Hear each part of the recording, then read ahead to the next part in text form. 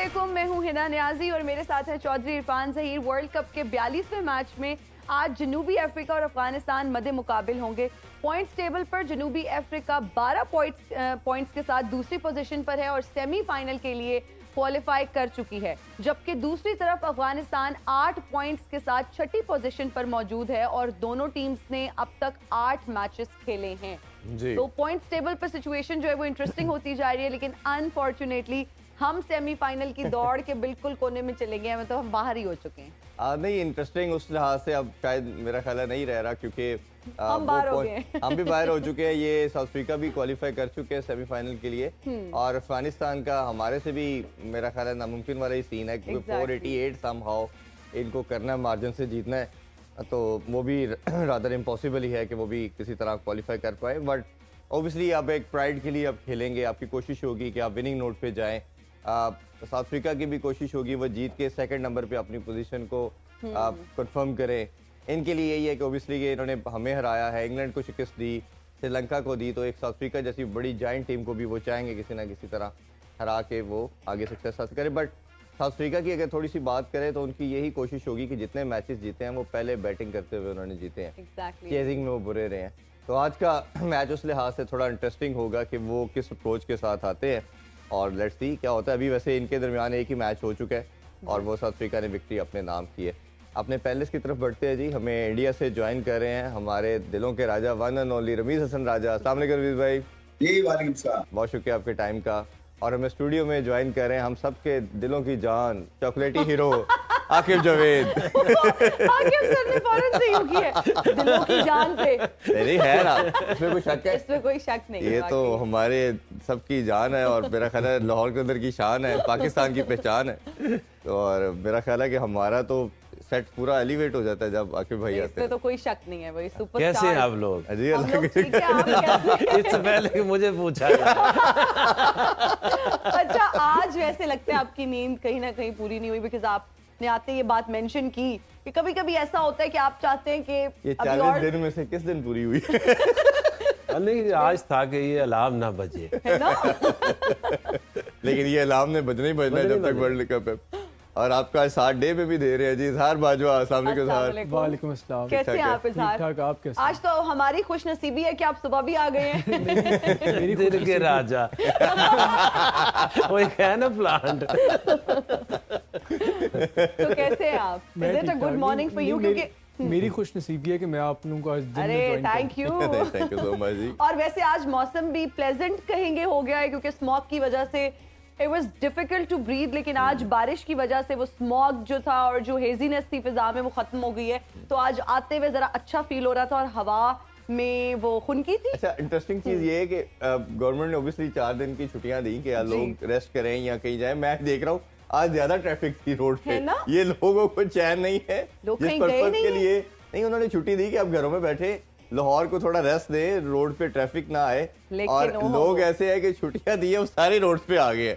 ये वैसे एक कमाल ही चीज है इस नेशन की कि जो चीज कहा जाता है उससे हटके काम करते हैं।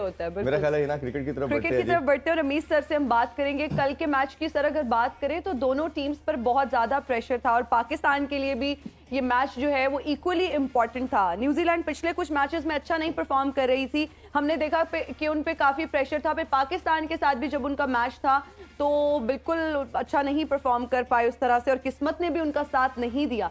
ओवरऑल आप इस वर्ल्ड कप में उनकी परफॉर्मेंस को किस तरह से देखते हैं?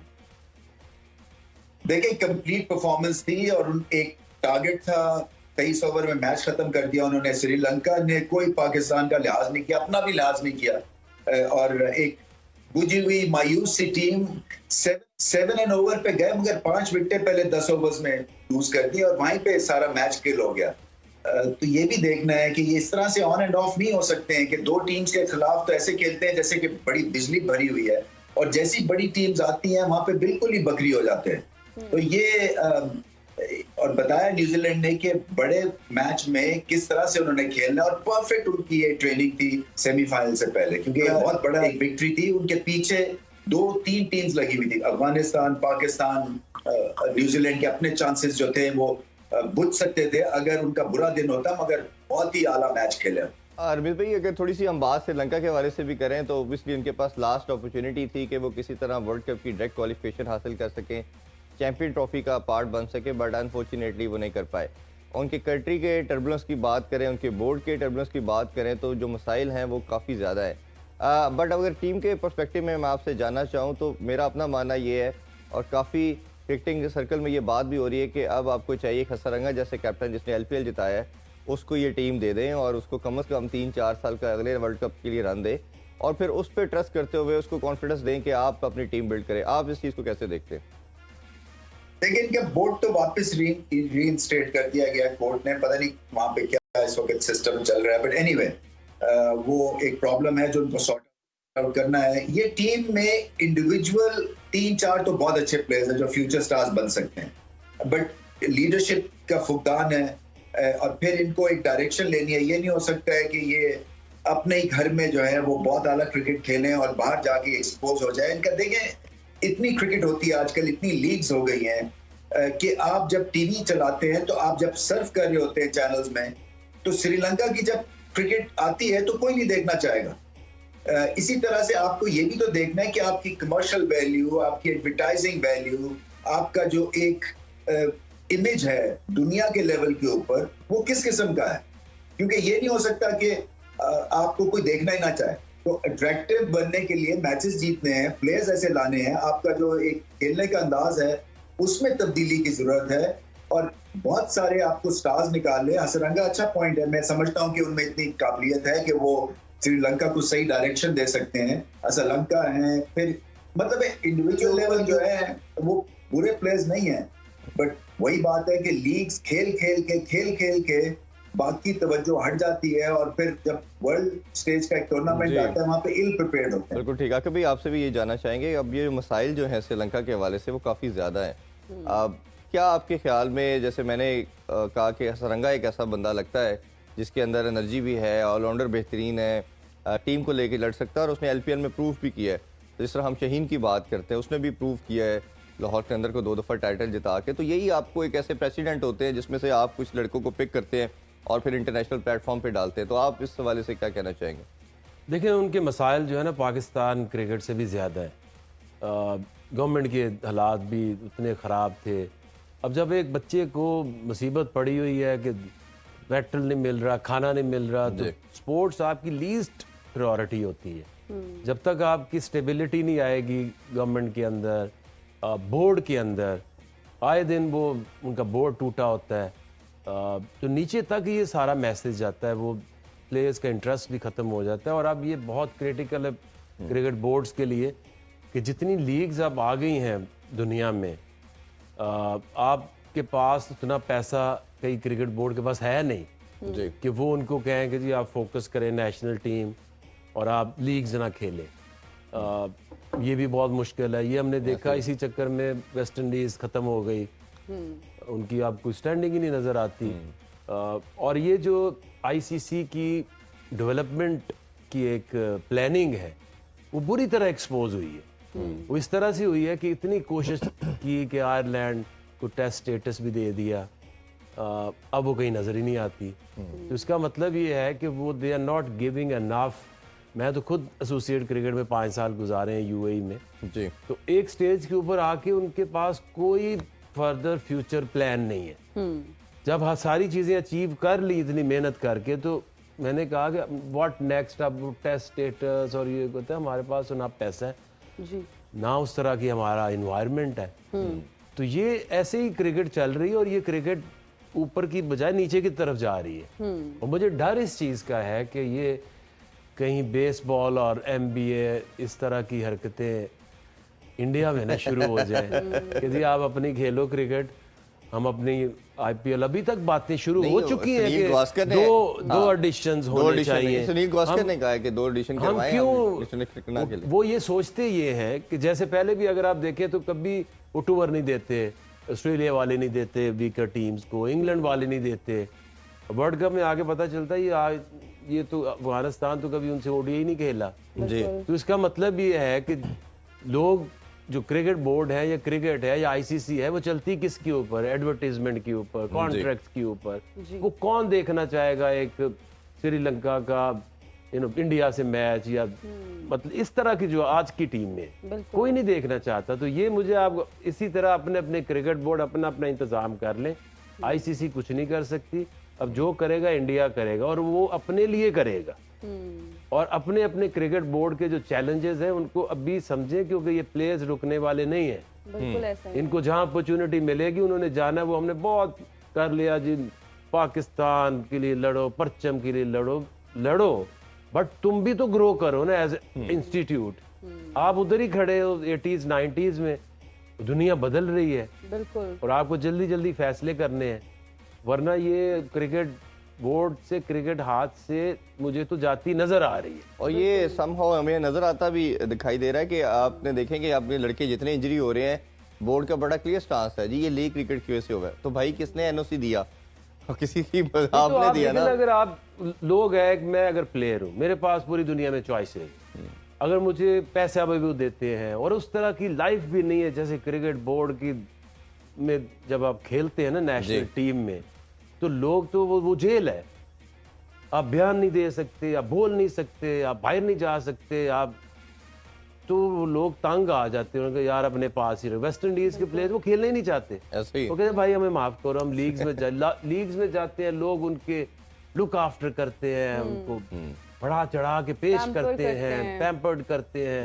इन्होंने संगीत अंगूठा रख के कहते हैं खेल वो कॉन्ट्रैक्ट साइन करा लेते, फिर वो सांस भी लेना जो है ना आपकी मर्जी नहीं है। बिल्कुल।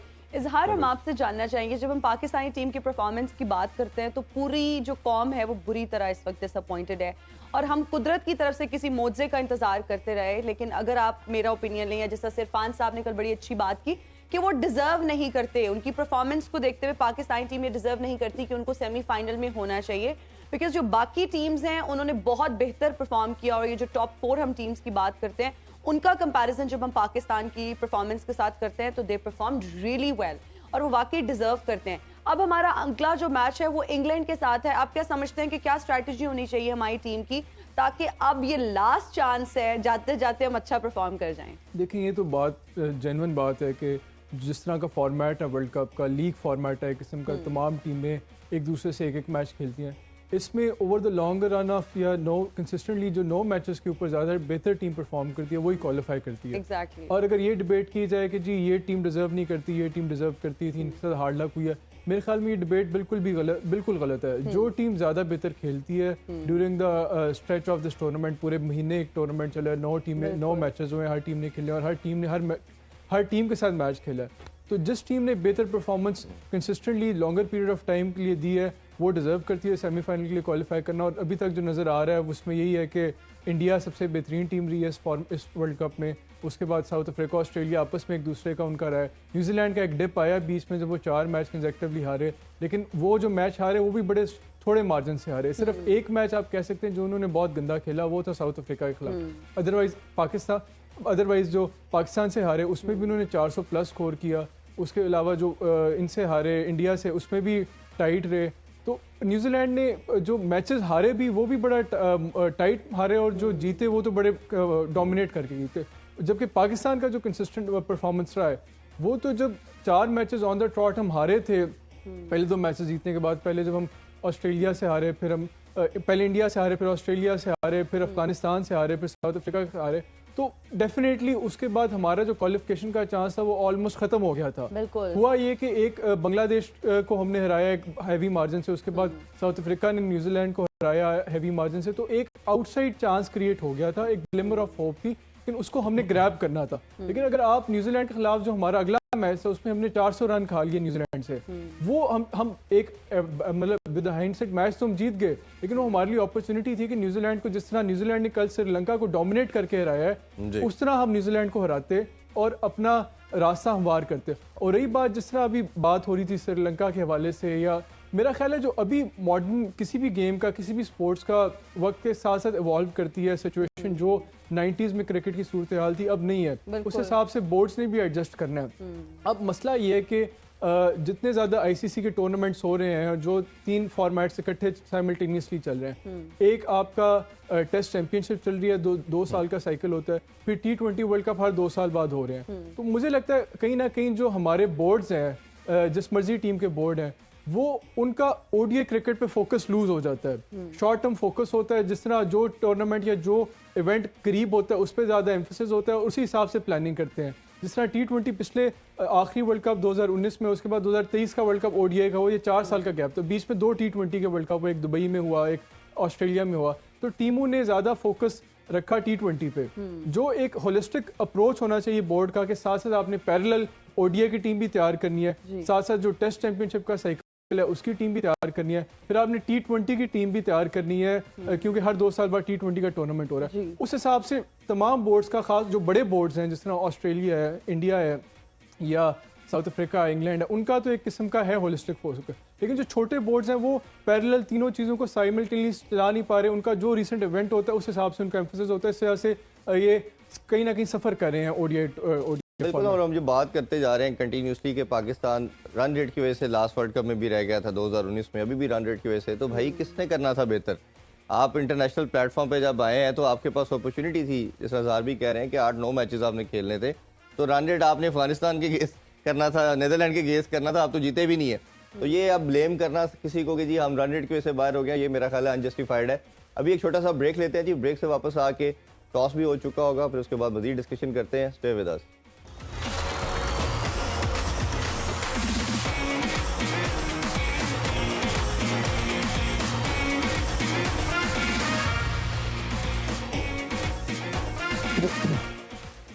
And we are right back after the break. You're watching World Cup game उठा दो। Aqib sir, Afghanistan won the toss and they decided to bat first. आप उनके इस फैसले को किस तरह जो सोच रहे थे और हमें पता था कि पहले बैटिंग देके 400 मारते। देखिए अफगानिस्तान ने ना उनकी जो मैनेजमेंट है, कैप्टन है, तो बड़े स्मार्ट उन्होंने डिसीजंस लिए। ज़रूरत पड़ती है तो 4 स्पिनर भी खिला देते हैं जो किसी की हिम्मत नहीं। ज़रूरत पड़ती है तो एक परफॉर्म भी करता है स्पिनर, तो अगली पिच को और टीम को देख के वो एक सीमर डाल देते हैं। तो स्मार्टली डन। ना ये पाकिस्तान को पता चला कि अफ्रीका को बारी नहीं देनी, ना ये न्यूजीलैंड को पता चला कि उसको बारी नहीं देनी पहले। आप एक देखते हैं ना कि एक टीम कंफर्ट जोन में किधर है और अनकंफर्टेबल किधर है जी। आप अफ्रीका को फ्री हैंड देंगे, अगर प्रेशर नहीं है तो उन जैसी बैटिंग कोई भी नहीं कर सकती, ऑस्ट्रेलिया भी नहीं कर सकती, इंडिया भी नहीं कर सकती। लेकिन जहां उनके ऊपर आप प्रेशर डालेंगे, और ये उनकी नेचर आज की थोड़ी है, कौम की नेचर है पूरी की, जहां उनको आप प्रेशर डालें उधर ही ठुस हो जाते हैं। ऐसे ही तो सही किया, और 4 स्पिनर भी खिलाए, बिल्कुल सही किया है।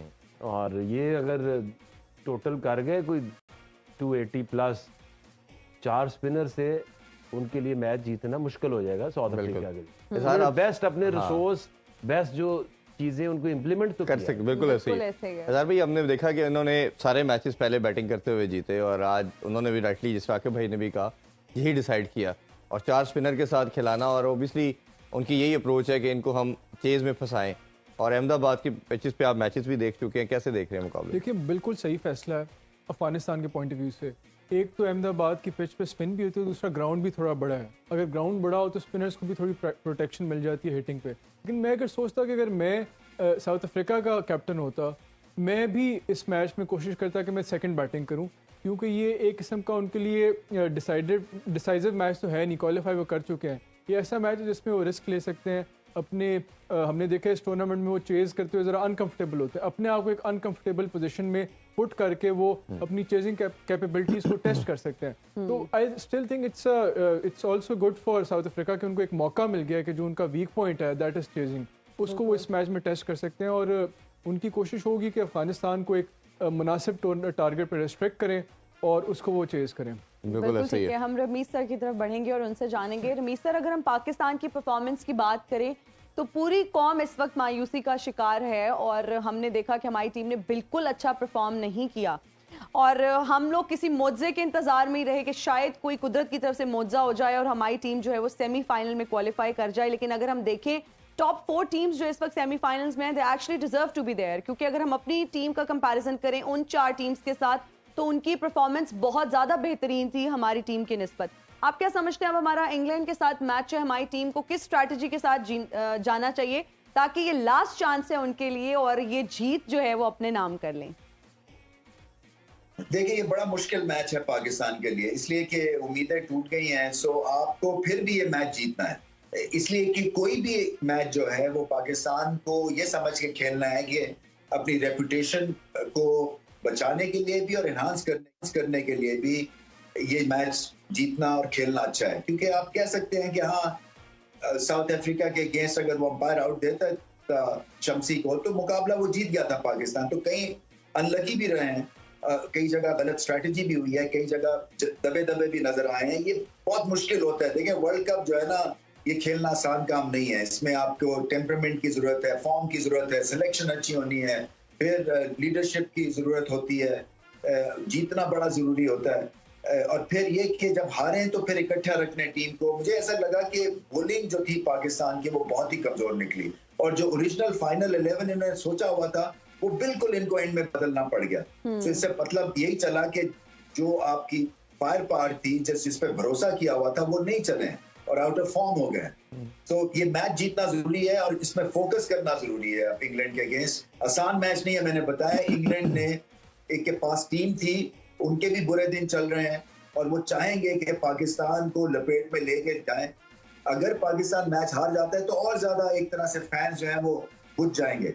एक विनिंग नोट पे एंड करें वर्ल्ड कप को और बताएं सारी दुनिया को कि देखें एक दो मिस्टेक्स की वजह से हम यहाँ पे पहुंचे। वो नेदरलैंड्स का पहला मैच, वहां पे अगर नेट रन अच्छा गया तो वो बहुत फायदा होना था। अफगानिस्तान से ना हारते, वहां वो एक क्रिटिकल मिस्टेक हुई है। और फिर साउथ अफ्रीका से मैच बनाया और एंड में किस्मत ने साथ नहीं दिया, क्योंकि वो आउट थे जो उनको आउट नहीं दिया अंपायर ने। बिल्कुल। अच्छा रमीज भाई, आज अहमदाबाद में साउथ अफ्रीका और अफगानिस्तान का मैच है, और अफगानिस्तान की अगर बात करें तो उनके पास बहुत से पॉजिटिव हैं, और इस वर्ल्ड कप के अंदर मेरा ख्याल है कि कई टीमों से बहुत बेहतरीन क्रिकेट उन्होंने खेली। लास्ट मैच भी उनका बड़ा शानदार था, बट थोड़ा अनफॉर्चुनेट है, मैक्सवेल की बेहतरीन इनिंग्स आ गई। आज के एक तो मुकाबले को कैसे देखते हैं? और ओबियसली साउथ अफ्रीका का ये हम जानते हैं कि सारे मैचेस जो विक्ट्री थी वो पहले खेलते हुए हासिल की, और बाय कंसीडरिंग दैट फैक्ट उन्होंने अफगानिस्तान ने टॉस जीत के इनको अब चेस के लिए तरफ डाला है। तो कैसे देख रहे हैं आज के मुकाबले को आप? मैं तो ये चाहूंगा कि अफगानिस्तान चेस करें जान के और यूज टू हो, क्योंकि अगर उनका वो वीकर लिंक है सेमीफाइनल में जाने से पहले तो वो दोबारा टेस्ट करेंगे। अगर ऑस्ट्रेलिया टॉस जीत जाता है तो वो खुद बैटिंग करके इनको रन चेस करवाएंगे। तो प्रैक्टिस करें अफगानिस्तान के अगेंस्ट। अफगानिस्तान आप सही कह रहे हैं कि एशियन ब्लॉक में आफ्टर भारत सबसे इंप्रेसिव शो था उनका, और जब से उनकी बैटिंग ठीक हुई है सो वो मैचेस जीतना शुरू हो गए हैं, घबराते नहीं है, वो कैन पुल शॉट भी खेलते हैं, उनको बैटिंग करनी आ गई है और अच्छी वैरायटी भी है बैटिंग में। कप्तानी बहुत अच्छी की है शाहिदी ने। सो ये सारे फैक्टर्स जो है इनका इस्तेमाल करेंगे और साउथ अफ्रीका को ये मुश्किल करेंगे। वो भी एंड करना चाहेंगे अपना tournament on a high note, क्योंकि उन्होंने भी जायंट किलिंग की है। नेदरलैंड्स की बात करते हैं, उन्होंने जायंट किलिंग की है, साउथ अफ्रीका को हराया। तो अगर नेदरलैंड साउथ अफ्रीका को हरा सकता है तो अफगानिस्तान के पास बहुत बेहतरीन चांस है कि वो भी एक और मैसिव अपसेट कर सकते हैं। बिल्कुल। अच्छा भाई, अब ये इस तरह के मुकाबले होते हैं जब चीज़ें डिसाइड हो जाती हैं, ओबियसली आप प्राइड के लिए तो वर्ल्ड कप का एक मैच होता है। साउथ अफ्रीका खासतौर पे जितना टफ मुकाबला उनका लास्ट गया और इतनी डिफीट बड़ी उनको डिप मिली कि जीता हुआ मैच वो हारे हैं। इस तरह की डिफीट कई दफ़ा हमने देखा कि कई टीमों को इस पर कम बैक करने में कई साल लग जाते हैं और वो उठना बड़ा मुश्किल होता है। आप एज ए कोच इस तरह की परफॉर्मेंस के बाद या डिप के बाद, आप तो लाहौर के अंदर ने भी हमने देखा है बड़ा डिप खाया है, तो किस तरह मोटिवेट करते हैं और प्लेयर इस सिचुएशन में क्या फील करते हैं? देखिए, आपने देखना ये होता है कि आपका जो मकसद था सेमीफाइनल में पहुंचना वो पूरा हो गया। अगर आपको टफ मैचेस अगर मिलते जाएं, कहीं देखें न्यूजीलैंड के साथ क्या हुआ है, वो ऐसे जा रहे थे, बीच में नीचे गिरे, एक आधा गंदा डिसीजन हुआ, तो बड़ी मुश्किल से वो क्वालिफाई किए। जिस तरह से हम कह रहे थे कि न्यूजीलैंड और साउथ अफ्रीका तो पकड़ ही नहीं जा रही, तो आपने डिसीजंस मेकिंग आपकी सही होनी चाहिए। और दूसरा ये है कि आपने देखना ये है कि आपके मैच विनर्स कौन से हैं, आपने उनको सपोर्ट करना। एक ही होता है, एक स्ट्रेटजी ये होती है, ये माइंडसेट है कोचेस का, कैप्टन का, कि आप अगर किसी बच्चे को, प्लेयर को के ऊपर एक प्लेयर चढ़ा के रखेंगे, उसको अंडर प्रेशर करेंगे, तो फिर वो ज्यादा परफॉर्म करेगा, वो कभी नहीं करेगा। ये गेम है जिस माइंड से ऑस्ट्रेलियंस खेल रहे हैं, ये गेम है जिस तरह से इंडियन अब खेलना शुरू हो गए हैं। कभी वो कोहली के ऊपर प्रेशर नहीं डालेंगे, कभी वो रोहित शर्मा के बारे में डाउट नहीं लाएंगे। अगर उन्होंने डिसाइड कर लिया कि शुभमन गिल उनका नेक्स्ट स्टार है तो क्वेश्चन मार्क खत्म हो गए। फिर वो नहीं करेंगे कि जैसे फखर है हमें ये ऐसा प्लेयर जो है बहुत सालों बाद ऐसा एग्रेसिव एक प्लेयर मिला, हमने उसको डाउट डाल डाल के उसकी ये हालत कर दी कि अब उसकी जगह ऐसे प्लेयर ओपन कर रहे हैं जो दायरा नहीं टपा सकते। ऐसा ही तो ये है क्लैरिटी बहुत जरूरी है। एज मैनेजमेंट आपने बुरा मैच कुछ नहीं बिगाड़ सकता अगर आपको ये पता है कि मेरे मैच विनर्स कौन से हैं और हमने उनको बैक करना जी। और अपनी टीम बनाने के लिए आप पहले कंपोजिशन एक बनाते हैं कि क्या आपके पास दायरे में खेलने वाले प्लेयर हैं, टिक। अब वो कितनी जल्दी आपको वो रिजल्ट देते हैं ये बात की बात है जी। और अगर आप ऐसे लोगों से काम लेने की कोशिश कर रहे हैं जो उस काबिल ही नहीं है तो आप 3 साल जाया भी करेंगे और फिर शुरू से स्टार्ट कर देंगे। बिल्कुल ऐसे ही। तो आपके पास अगर ऊपर दायरे में छक्के मारने वाला प्लेयर नहीं है तो आपकी टीम सिलेक्शन गलत है। बिल्कुल ऐसी बात। मिडिल में अगर आपके पास पावर हिटर नहीं है तो आपकी कंपोजिशन खराब है। क्योंकि अब लास्ट 10 फिनिशर नहीं है, 3 लोग एक टीम में होना मस्ट है वाइट बॉल में, एक ओपनर, एक मिडिल में, एक फिनिशर। बिल्कुल ऐसे ही। तो आपके पास नहीं है तो ढूंढे। बिल्कुल। अभी T20 आ रहा है तो आप अभी आपके पास टाइम है, चूज द राइट कैप्टन और ध्यान दें कंपोजिशन के ऊपर, नाम छोड़ दें, ऐसे ही तो फिर आपकी टीम बन जाएगी। बिल्कुल ऐसा ही है। और ऑब्वियसली आपका प्रिपरेशन होती है किसी इवेंट से देखिए ना, पहले। डेविड वीजे है, डेविड वीजे को लोग कितना करते थे रेड, वो तो बिल्कुल फारग हुआ था जिंदगी में, लेकिन आपने उसको पकड़ के उसको एक रोल दिया कि भाई तू लाहौर में जब आएगा ना तो तेरे पास ये है 6 ओवर तूने बैटिंग करनी, 5 ओवर होंगे तूने अंदर जाना है, ये तेरा रोल है, बॉलिंग में तेरा ये रोल है। Clarity is important, role clarity is the most important thing for the management. ये नहीं कि आप उनको बल्ले सीधे कराने शुरू कर देते हैं। इट्स अबाउट रोल क्लैरिटी और उसके ऊपर में बिलीवेबिलिटी। फेलियर को आपने फिर भाग नहीं जाना 1-2 मैचेस में, कोई अगर फेल हो ऑन करना एक्सेप्टेबिलिटी के साथ। तो यही अगर ये काम फकर के साथ करते, पाकिस्तान इस वक्त दूसरी पोजीशन के ऊपर खड़ा होता मजबूती के साथ। बिल्कुल सही बात है। इजहार, आपसे प्लेइंग 11 के हवाले से जानना चाहेंगे, दोनों टीम की प्लेइंग 11 भी देखते हैं और उस पर अगर आप देखना चाहें क्या तब्दीली की गई है। देखिए जो इस टाइम साउथ अफ्रीका की टीम है, डी कॉक, ये सामने दिखाया भी जा रहा है स्क्रीन पे। साउथ अफ्रीका की टीम है, डी कॉक है, बबूमा है, वैंडरडूसन, मार्करम, ये मोरलेस वही प्लेइंग 11 है। एक तो इन्होंने मार्को यैंसन को इन्होंने ड्रॉप किया है, उसकी जगह फेफ्टोक्वाओ को लेके आए हैं, और शमसी ये मैच नहीं खेल रहा, उसकी जगह ये कोटजे को लेके आए। तो ये मेरे ख्याल में जैनसन को सिर्फ रेस्ट किया गया है। आई एम श्योर सेमीफाइनल वो खेलेंगे, जिस तरह का उन्होंने टैलेंट किया, न्यू बॉल से अच्छी बॉल कराते हैं और आगे lower down the order aggressive hitting अच्छी करते हैं। तो दूसरा मेरे ख्याल में एक ये जो चांस ले सकते थे कि शमसी को मौका दिया जा सकता था, वजह उसकी ये कि ऑस्ट्रेलिया के साथ इनका जो सेमीफाइनल पड़ना है वो है भी ईडन गार्डन्स में, वो ऐसा ग्राउंड है जहाँ पे स्पिन होती है। तो और ऑस्ट्रेलिया के बैट्समैन इस टूर्नामेंट में स्पिन के खिलाफ इतने भी कंफर्टेबल नजर नहीं आए सिवाय मैक्सवेल के।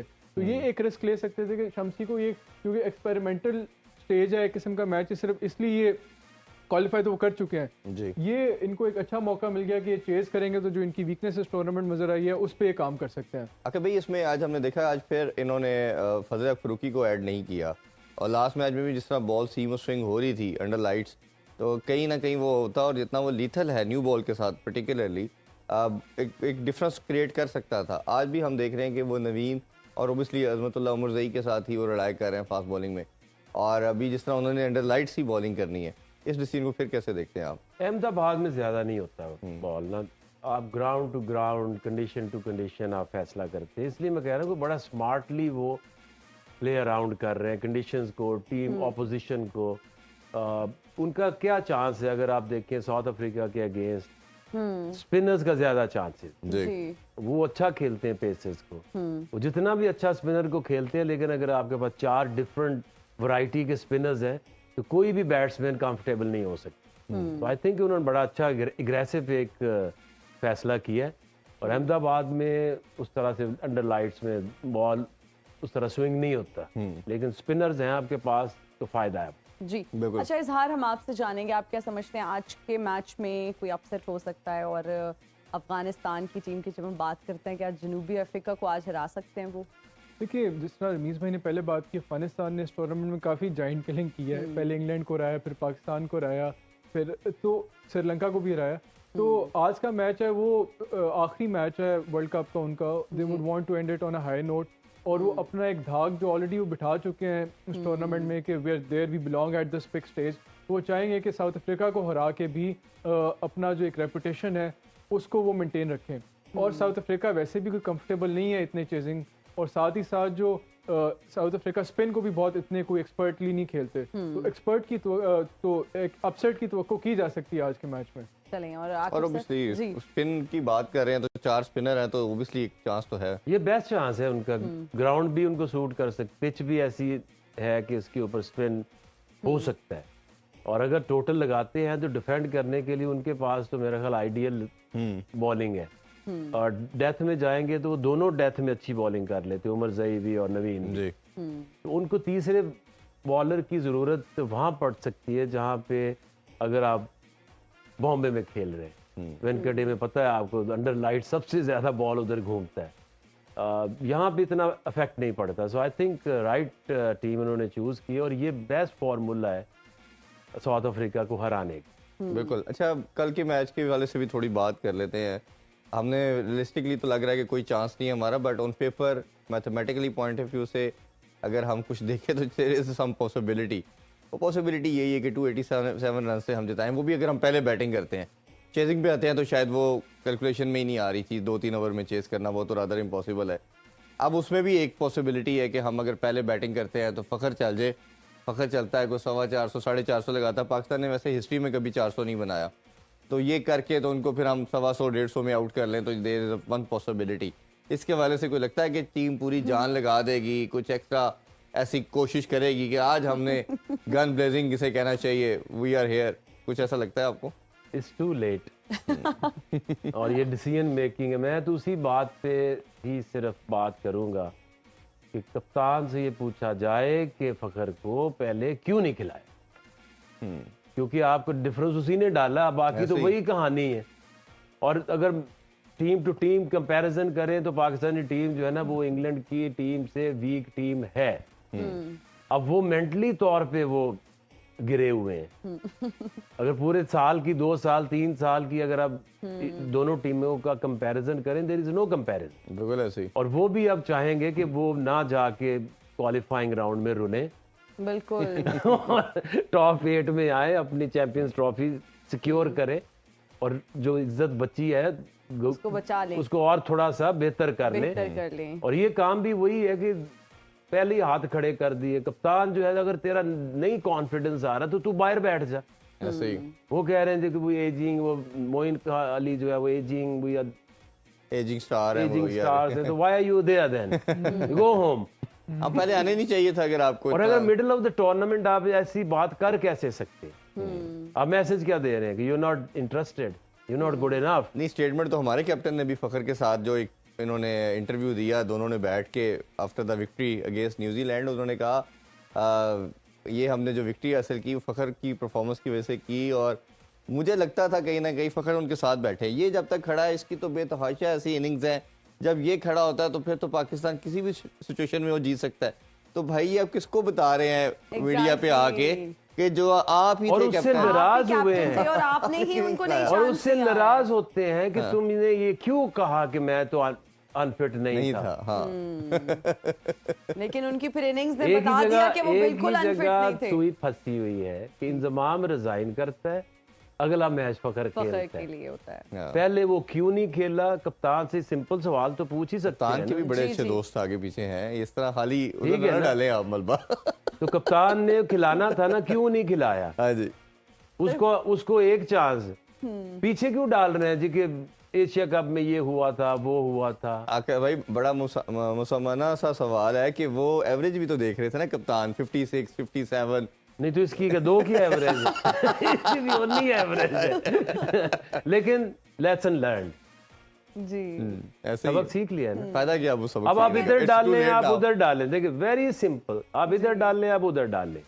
ये 2 चीजें इन्होंने नहायत ही गलत की। एक हसन अली की सिलेक्शन, जो बंदा आपने 2 साल सोए हुए थे, आपको पहले क्यों नहीं उसको खिलाते? जी एक बंदे को इतना आपने दूर रखा हुआ है, अचानक वो एक वर्ल्ड कप की टीम में आ जाता है। बिल्कुल ठीक है, इसकी कोई लॉजिक नहीं है इसकी, इस सिलेक्शन की। और दूसरा, फखर को एक मैच खिला के बाहर निकाल देना, बिल्कुल, इसकी भी कोई ये लॉजिक 2 रीजन की वजह से आप आज वर्ल्ड कप से बाहर हैं। बाकी तीसरी वजह कोई नहीं है। कोई नहीं है।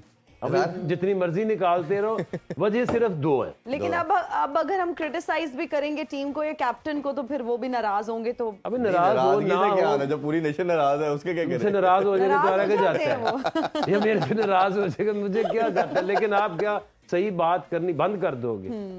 मैं तो ये भी नहीं कह रहा अच्छा जी आते ही इसको हटा दें। नो, इन 2 सवालों के जवाब दे दें। जवाब चाहिए कि ये कैसे हुआ और क्यों हुआ। चले हम बाबर आजम से रिक्वेस्ट करते हैं कि जब वो आए और ये सवालात सुने तो प्लीज़ इसके जवाबात जो हैं वो वीडियो मैसेज की फॉर्म में या टेक्स्ट मैसेज की फॉर्म में आकिब सर को भिजवा दें, ताकि हम तक भी पहुंच जाएं और हम पूरी नेशन में भी ये कन्वे हाँ कर दें। बिल्कुल ऐसे ही है। अभी मेरा ख्याल ज्यादा चाहते हैं, अपने मेहमानों का शुक्रिया अदा करते हैं। रमीज भाई आपका बहुत शुक्रिया, आकिब भाई, इजहार आपका बहुत शुक्रिया। इंशाल्लाह मिड ब्रेक में दोबारा मुलाकात होगी।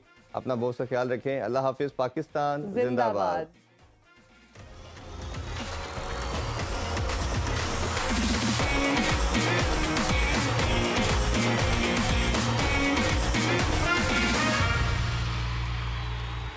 खेलों से रिलेटेड तमाम अहम खबरें और अपडेट जानने के लिए सुनो न्यूज़ के YouTube चैनल को भी सब्सक्राइब करें और बेल आइकन को क्लिक करना मत भूलिएगा।